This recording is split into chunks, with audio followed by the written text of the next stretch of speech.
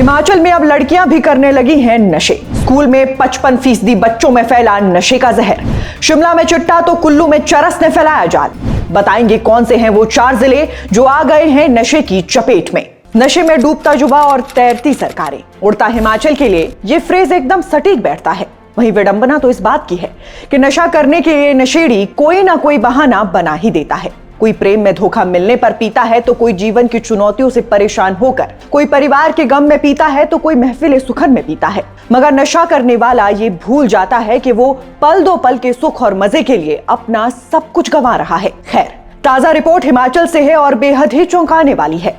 हमारे प्रदेश के 4 जिले नशे की चपेट में हैं। 55% स्कूल में पढ़ने वाले बच्चे नशे की गिरफ्त में आ चुके हैं और इसमें आधी आबादी तो लड़कियों की भी है जो हर प्रकार के नशे कर रही हैं, जिसका साफ सार्थ है कि हमारे भविष्य की पौध बुरी तरह से सिंथेटिक ड्रग्स के फेर में फंस चुकी है। आज की इस वीडियो में हम आपको हिमाचल में सामने आए इन्हीं आंकड़ों का पूरा सच सुनाएंगे कि आखिर कैसे हिमाचल के स्कूल बन गए नशे का हब। नशे में डूबे स्कूली छात्रों के आंकड़ों में क्यों और कहां से आ रहा है उछाल, और सबसे बड़ा सवाल, इस तरह के मामलों पर भाषण देने के अलावा क्या कर रही है हमारी सरकार और हमारा शिक्षा विभाग। क्योंकि नशे के सौदागर तो जमानत पर बाहर आ जाते हैं और नशे का धंधा फिर से शुरू कर देते हैं, इसलिए आज उन पर भी बात होगी।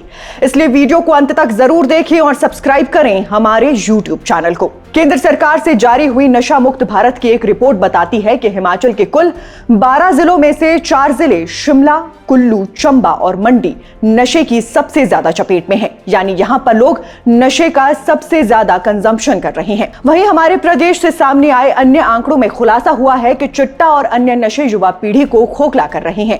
चिट्टे के सबसे ज्यादा मामले जिला शिमला से सामने आ रहे हैं। वहीं कुल्लू जिला में स्कूली बच्चे चरस जैसे नशे को ज्यादा कंज्यूम कर रहे हैं। एक सर्वे में यह भी सामने आया है कि शिमला में ही 55% विद्यार्थी नशे में चूर हो गए हैं। हैरत की बात तो यह है कि इसमें केवल छात्र ही नहीं बल्कि 25% छात्राएं भी शामिल हैं जो चिट्टे से लेकर कई अन्य तरह के नशे में संलिप्त हैं। हालत यह है कि 10 सालों में प्रदेश में नशे के आंकड़ों में तेजी देखी गई है। वर्ष 2024 का आंकड़ा बताता है कि नशे में 50 से 55% स्कूली बच्चे डूबे हैं, जबकि साल 2004 में यह आंकड़ा 21% था। हालांकि साल 2016 में यह आंकड़ा बढ़कर 41% तक पहुंच गया और समय बीतने के साथ ही हालात बद से बदतर होते जा रहे हैं। सर्वे में यह भी सामने आया है कि हिमाचल चरस की तस्करी में देश भर में 14वें स्थान पर आता है। ऐसे में कुल्लू में लगातार चरस का बोलबाला बढ़ता जा रहा है और युवा पीढ़ी इसकी गिरफ्त में फंसती जा रही है।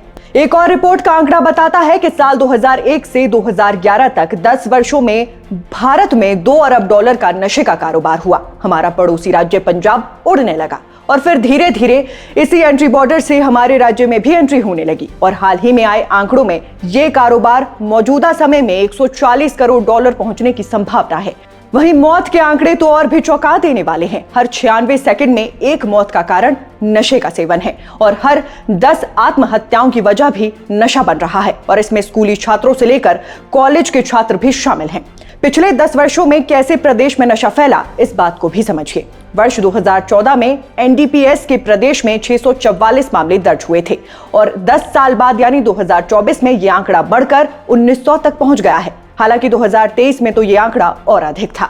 लगातार बढ़ रहे आंकड़ों ने जहां प्रदेश पुलिस की नींद हराम कर रखी है, वहीं परिजन भी ये नहीं समझ पा रहे हैं कि आखिर अपने बच्चों को कैसे इस नशे के जाल से बचाया जाए। स्कूल, कॉलेज, यूनिवर्सिटी और यारों दोस्तों की गलत संगत में पड़कर किए जाने वाले नशों में सिंथेटिक नशे का बोलबाला है। अफसोस कि लचर कानूनी प्रक्रिया के चलते ड्रग पेडलर अदालत से जमानत लेने में कामयाबी हासिल कर लेते हैं और एक बार फिर नशा बेचकर हमारी पीढ़ी को खोखला करने का काम करते हैं। एक उदाहरण से समझिए, शिमला पुलिस ने साल 2024 में करीब 8 अंतरराज्यीय गैंग का पर्दाफाश किया था और इसमें कोटखाई क्षेत्र के मशहूर शाही महात्मा गैंग के करीब 60 आरोपियों को धर दबोचा गया था। लेकिन इस गिरोह के 41 आरोपियों को अदालत से जमानत मिल गई। ऐसे ना जाने कितने ही अनगिनत मामले हैं जिसमें पुलिस द्वारा धरे गए आरोपियों को अदालत से जमानत मिल चुकी है। ऐसे समाज और वातावरण में अब बच्चों को कैसे नशे से दूर रखा जाए, इस पर भी बात कर लेते हैं। सबसे पहले घर, परिवार और शैक्षणिक संस्थान में जागरूकता फैलाना।